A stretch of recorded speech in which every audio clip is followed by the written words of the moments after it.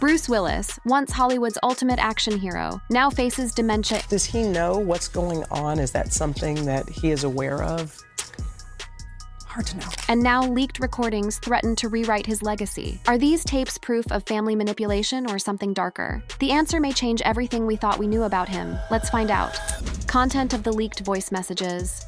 Before we get into anything else, let's start by analyzing the content of the leaked recordings, the public reactions they generated, and the competing interpretations of whether die-hard actor Willis is protected or manipulated by those around him. Circulating primarily through online forums and tabloid outlets, the clips capture Willis in conversations where his impaired speech patterns make clear the extent of his primary progressive aphasia. The surrounding voices of family members, primarily his wife Emma and, at times, his adult daughters, offer prompts, simplifications, or outright redirections of the topics being discussed. These recordings, regardless of authenticity debates, intensified public suspicion that Willis may be subject to manipulation within his own household. Analysis of the leaked material shows consistent symptoms aligned with primary progressive aphasia, including fragmented sentences, misplaced words, and difficulty maintaining topic continuity. For example, in one widely circulated clip, Willis appears to pause repeatedly while trying to articulate his preferences about a financial matter,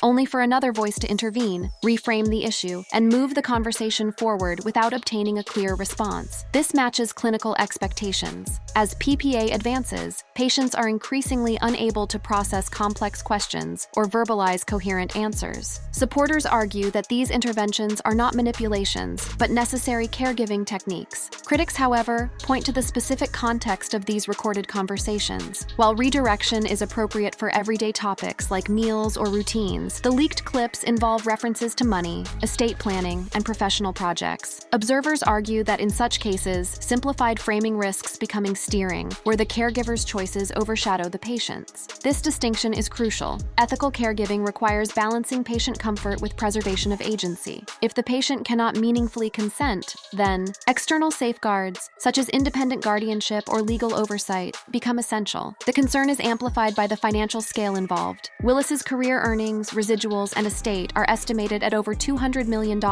with ongoing income from licensing, syndication, and investments. Decisions regarding his intellectual property, film royalties, likeness rights, and potential posthumous projects carry multi-million-dollar implications. In this context, leaked recordings where he struggles to articulate preferences raise fears that choices are being made without his true input. Online reaction to the leaks reflected this tension. On platforms like Reddit, Twitter, and TikTok, users debated whether Emma and other family members were shielding Willis or exploiting him. Supporters highlighted Emma's transparency, pointing to her interviews describing the difficulty of caregiving, her advocacy for dementia awareness, and her repeated insistence that Bruce receives professional, round-the-clock care. Critics emphasized the timing of the leaks alongside her book promotion, suggesting that public narratives about Willis are controlled in ways that elevate Emma's profile, while silencing alternative perspectives. Mainstream outlets such as and Vanity Fair reinforced Emma's role as spokesperson, publishing features that presented her perspective uncritically. In these accounts, she described her caregiving journey as both exhausting and transformative, framing her advocacy as a necessary extension of her personal reality. The absence of dissenting voices in such coverage further fueled online skepticism, as critics argued that family-managed media appearances shielded Willis from independent assessment. The leaks also highlighted the structural absence of Willis's direct voice. Since the initial retirement announcement in 2022, he has not issued independent statements, participated in interviews, or appeared without accompaniment. Every public message is filtered through Emma, Moore, or their daughters. The recordings, though incomplete and potentially decontextualized, offered the only raw glimpses of his current condition. This scarcity of unmediated evidence magnified their impact, as audiences interpreted them as proof of his vulnerability.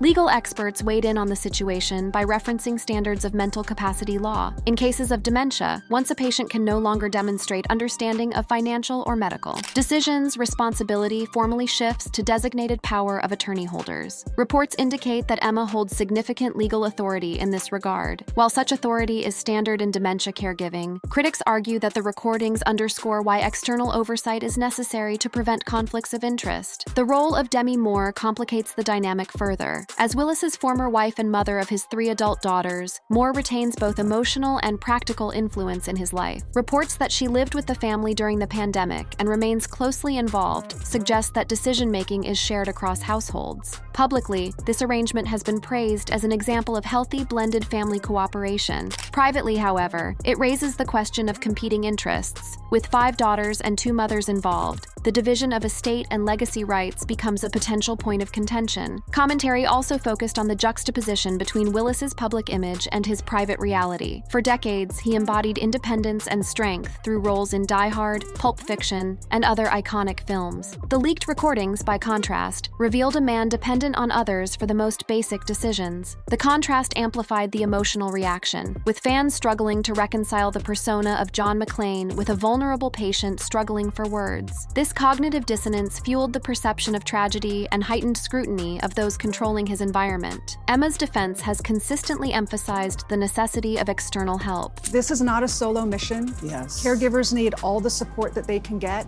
and the sooner that they ask for help, the better it is for them to be able to best support the person that they love. She argues that her willingness to accept assistance ensures Bruce receives professional, constant care. Yet critics counter that professional oversight should also extend to financial guardianship, not remain solely within family control. Without transparency, suspicions of manipulation persist regardless of intent. The debate around the recordings reflects broader societal anxieties about dementia care. The National Institute on Aging notes that patients with FTD often lose independence years before death, placing families in positions of near total authority. This imbalance creates risks of neglect, exploitation, or coercion, particularly when significant assets are involved. The Willis case, magnified by celebrity, dramatizes these risks in a way that resonates with caregivers and critics alike. Fan communities have also dissected the leaks through the lens of Hollywood legacy. Questions emerged about whether Willis had truly consented to his final years of low-budget film work, or whether financial motives led to his continued appearances despite visible decline. Crew members on late projects described shortened workdays and reliance on doubles. When the family later disclosed his condition, some interpreted it as retroactive justification for decisions already made. The leaked recordings, highlighting his inability to clearly express himself, reignited these suspicions. Was Willis continuing to work in the industry longer than he wanted, driven by others' financial interests? In parallel, media outlets have profiled Emma's evolution from model and businesswoman to caregiver and advocate. This reframing positions her as both partner and protector, but critics argue it simultaneously casts Willis as passive, with no agency beyond what others describe. The leaks reinforced this perception by exposing his speech limitations directly, contrasting sharply with Emma's articulate public commentary. The leaks also forced renewed attention on the legal frameworks around celebrity estates. Intellectual property rights, including name, image, and likeness, are increasingly valuable in the streaming and AI era. With Willis incapacitated, decisions about licensing his face or voice for future projects fall to his representatives. The leaked clips, in which he cannot clearly articulate preferences, underscore the ethical stakes of such decisions. Whether his image appears in advertising, films, or digital recreations will depend entirely on the choices of those who currently control his estate. Public reactions split along predictable lines. Supporters saw Emma as a devoted spouse navigating impossible circumstances, unfairly scrutinized for making necessary decisions. Critics framed her as consolidating control over Willis's legacy, finances, and public image under the guise of caregiving.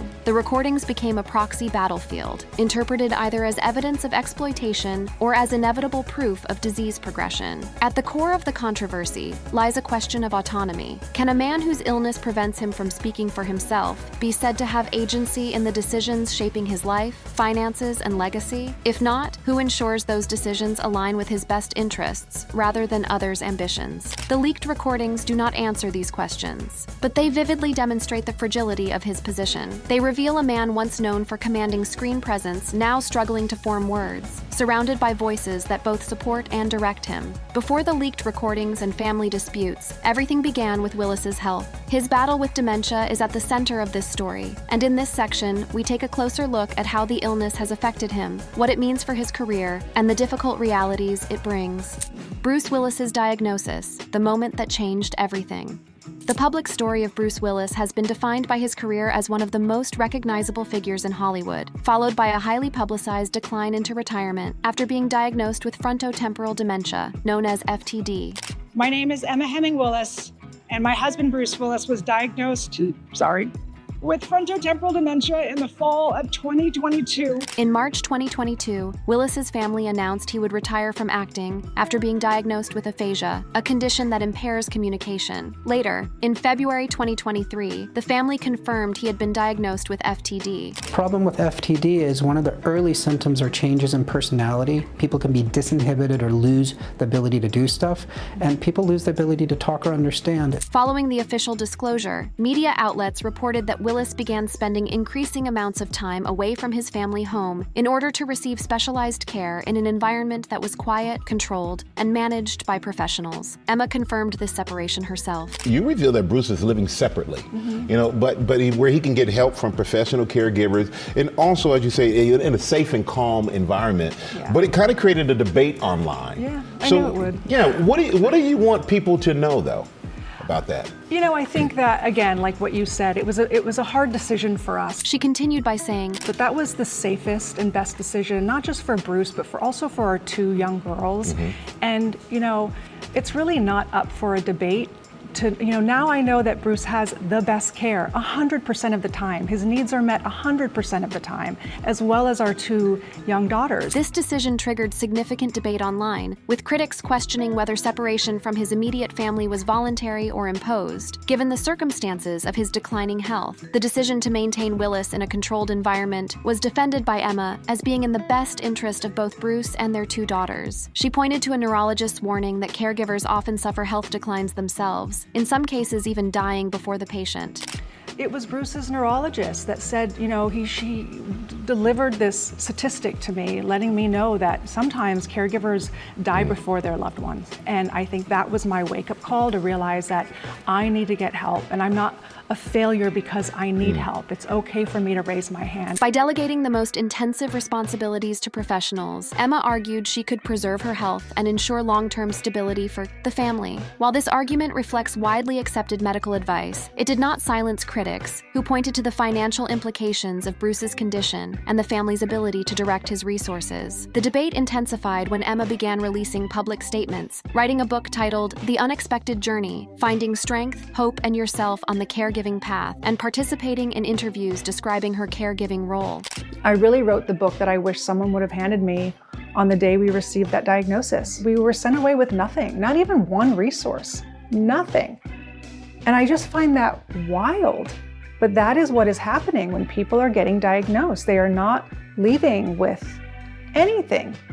And I just think that is not right. Her public positioning as both a spokesperson for caregivers and the steward of Willis's legacy placed her in direct control of the family narrative. Critics argued that this level of control risked transforming Willis from an autonomous figure into a symbolic subject managed by his spouse. Concerns of manipulation gained further attention after the emergence of leaked voice messages in which Willis appeared to express uncertainty about financial decisions and interactions with family members. The existence of these recordings has been widely circulated online, though the source of the leaks remains unidentified. Analysis of the content shows Willis struggling to articulate responses when asked about his estate, investments, and career legacy projects. In some clips, family members can be heard providing simplified explanations or redirecting the conversation entirely, which supporters describe as necessary accommodations, but critics interpret as steering and controlling his choices. The condition of primary progressive aphasia makes independent communication nearly impossible for Willis in advanced stages, raising the question of whether he has been able to consent meaningfully to decisions in recent years. The complexity of Willis's family structure adds further difficulty in assessing the situation. Willis shares 3 adult daughters with actress Demi Moore, his former wife, and 2 younger daughters with Emma. Reports indicate that Moore has maintained close involvement with Willis's care, sometimes even residing within the same household during the COVID-19 pandemic to provide stability. The blended family dynamic has been publicly described as harmonious, but observers point out that multiple parties with differing financial and emotional interests may influence decision-making regarding Willis's estate. Emma's own interviews demonstrate the extent of her involvement in decision-making.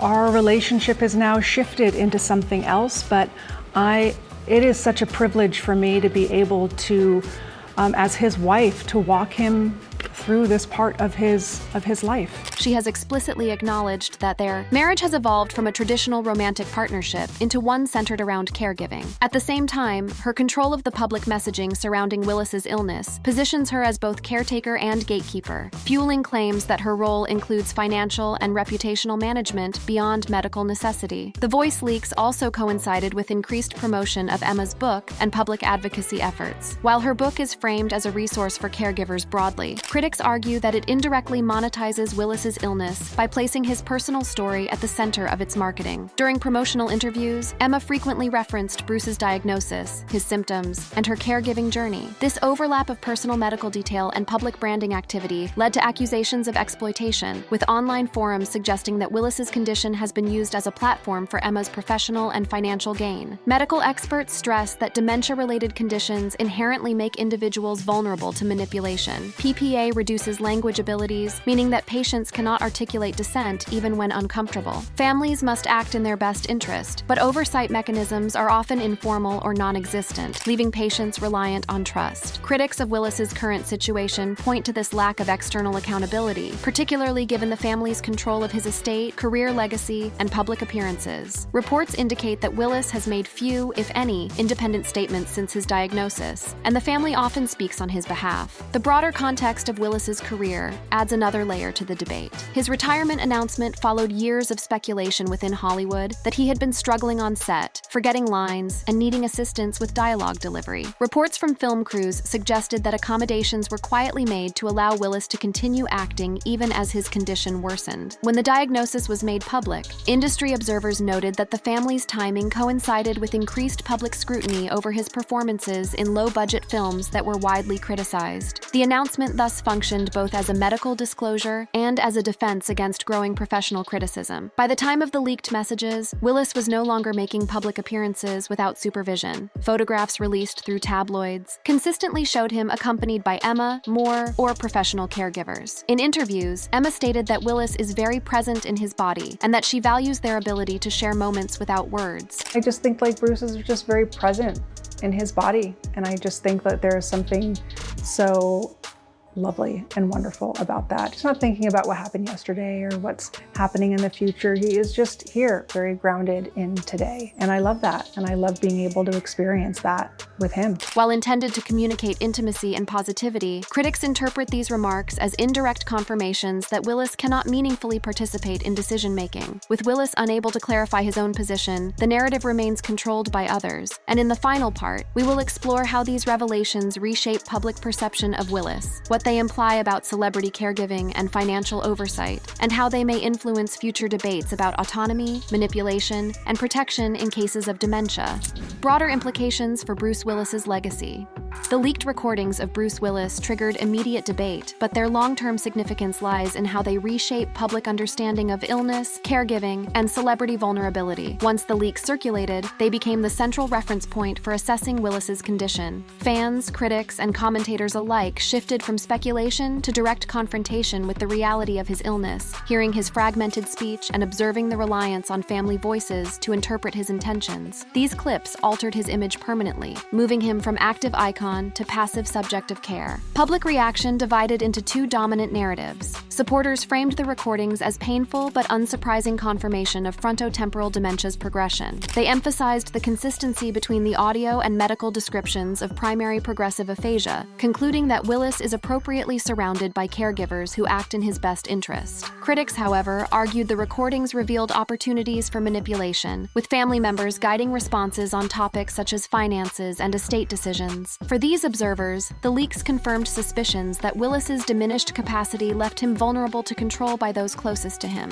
The mainstream media largely avoided publishing or analyzing the recordings directly, choosing instead to highlight family unity and Emma's advocacy. Outlets such as presented stories of Emma's resilience, the couple's enduring love, and the importance of raising awareness about dementia. By contrast, independent media platforms, blogs, and online forums dissected the recordings extensively, amplifying theories of financial exploitation. This divide reinforced a recurring pattern in celebrity illness narratives. Traditional outlets emphasize dignity, while alternative spaces expose or speculate on underlying controversies. The ethical concerns raised by the leaks extend beyond Willis himself. They highlight the broader issue of how families manage the affairs of incapacitated celebrities whose names, images, and intellectual property hold significant commercial value. In Willis's case, future licensing of his likeness for advertising, films, or AI-generated projects represents multi-million-dollar stakes. The absence of his direct voice in these decisions leaves his legacy entirely dependent on the judgment of relatives. Legal guardianship structures provide formal authority, but they cannot guarantee that decisions align with what Willis would have wanted. This tension mirrors historical precedents. Other celebrities incapacitated by illness or death, such as Robin Williams, Prince, and Whitney Houston, have had their estates managed in ways that sparked public criticism, whether due to posthumous projects, disputes among heirs, or commercialization of legacies. Willis's situation, unfolding while he is still alive, dramatizes the ethical dilemmas in real time. The leaked recordings add urgency, as they show the patient's incapacity directly, rather than leaving it implied. Emma's role remains central. As both wife and primary spokesperson, she occupies dual positions of personal caregiver and public manager. This framing portrays her as devoted, yet also emphasizes her authority. Her book, The Unexpected Journey, presented as a guide for caregivers, reinforced her visibility and placed her interpretation of events at the center of the narrative. Critics argue that this consolidation of voice risks marginalizing other perspectives, including those of Willis's adult daughters or independent professionals. Demi Moore's ongoing involvement complicates the picture further. As the mother of 3 of Willis's daughters, she has a legitimate interest in his well-being and estate. Reports of her close cohabitation with the family during the pandemic suggested unity, but critics point out that such arrangements also heighten the risk of competing interests behind the scenes. With 5 heirs across 2 family branches, estate distribution will inevitably raise questions of fairness. The leaked recordings, by showing Willis's inability to articulate preferences, underscore that these issues will be settled by others. The impact of the leaks on Willis's cultural legacy is significant. For decades, he was synonymous with action, resilience, and independence. Films such as Die Hard established him as a symbol of toughness and wit, while projects like The Sixth Sense demonstrated versatility. The recordings, however, replaced that image with vulnerability. Fans hearing his halting speech must reconcile the cinematic persona with the human reality of neurodegeneration. This shift mirrors similar moments in celebrity culture when private frailty punctures public myth, altering how figures are remembered. At the same time, the leaks fuel empathy. Caregivers and families dealing with dementia recognize their own experiences in Willis's struggles. By sharing details of her journey, she connected Willis's story to millions facing similar challenges. From this perspective, the recordings serve not only as controversy, but as stark awareness of the realities of PPA. The controversy also reflects anxieties about autonomy in modern healthcare. As populations age, more families confront the challenge of managing relatives' finances, medical care, and daily life after cognitive decline. The Willis case, amplified by celebrity, dramatizes fears of losing control and being subject to others' decisions. It raises the question of how to balance dignity, protection, and independence when independence is no longer fully possible. For Hollywood, the case underscores the precarious intersection of illness and industry. Willis's late career shift toward low-budget films, many of which were criticized for quality, has been retrospectively explained as a consequence of his illness. Yet critics ask whether he was pushed to continue working beyond his capacity. The leaked recordings, in which he cannot articulate his wishes, reinforce suspicion that financial motives may have prolonged his career. This concern connects to broader debates about labor, health, and exploitation in the entertainment industry. The recordings also force consideration of technology's role in legacy management. With advancements in AI and digital reproduction, actors' likenesses can be recreated indefinitely. The question of whether Willis's image will be licensed posthumously becomes not only financial, but ethical. Without his ability to consent, decisions will depend on family interpretation. The leaks, showing his inability to express himself, highlight how vulnerable such decisions are to external influence. Public perception of Emma Heming Willis remains polarized. Supporters praise her openness, dedication, and resilience in the face of extraordinary challenges. Critics view her as consolidating control over Willis's narrative, finances, and legacy under the guise of caregiving. The truth likely lies in the complex middle ground where love, responsibility, and power overlap. Yet the recordings mean she cannot escape scrutiny. Every decision she makes on Willis's behalf will now be evaluated against the backdrop of his diminished voice. As Willis's condition progresses, the family faces not only medical realities, but reputational and financial decisions with long-term consequences. His films will continue generating income, his name will remain valuable in licensing, and his image may be subject to digital resurrection. children. Every choice made on these fronts will shape how future generations remember him. The leaked recordings ensure that questions of consent and manipulation will hover over these decisions permanently. Ultimately, the Willis case illustrates the limits of control over personal narrative in the face of illness. A man once defined by his commanding presence now depends entirely on others to speak for him. His wife positions herself as caregiver and advocate. His daughters inherit both responsibility and wealth, and his ex-wife remains a central figure. The leaked recordings expose the silence at the center of this structure. Willis himself, unable to confirm, deny, or clarify his wishes. And with that, we've come to the end of this deep dive. For more juicy content like this, smash that subscribe button, hit the bell for notifications, and check out the cards showing on your screen for more videos. Don't forget to comment your thoughts below.